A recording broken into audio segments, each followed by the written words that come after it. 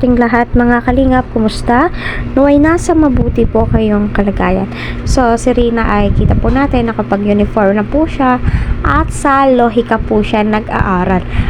Christian Academy, kumbaga nag-aaral po si Rina sa private.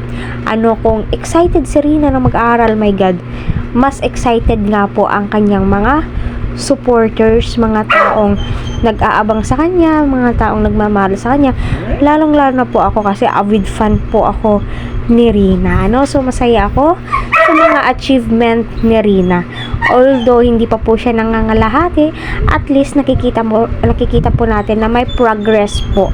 Malaki po yung pagbabago ng buhay niya. May mga taong naglalaan ng oras para siya ay gabayan, tulungan, alalayan sa lahat ng mga pangangailangan niya.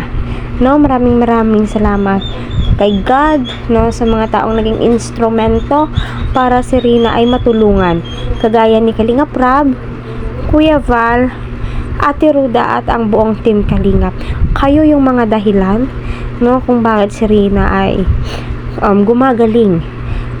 Nakikitaan po natin ng malaking improvement, especially sa mga viewers, supporters ni Rina na andyan, patuloy na nagmamahal, nanonood, not skipping ads sa mga video ni Kalingap Rab. Panoorin po natin yung excuse me po, yung update ni Kalingap Rab doon sa Rab Matubang, sa personal vlog po niya. Gayon din po ang mga live ni Ate Ruda. Although hindi po natin nakikita si Rina, at least naririnig po natin na malaki po yung pagbabago niya, natutupad niya yung mga gusto niya. Kagaya ng sinasabi niya noon na gusto niya po mag-aral sa Dalnak. So ito na po yun. Maraming salamat Kalingap Rab sa walang humpay, na pagtulong mo kay Rina, especially kay Ate Ruda,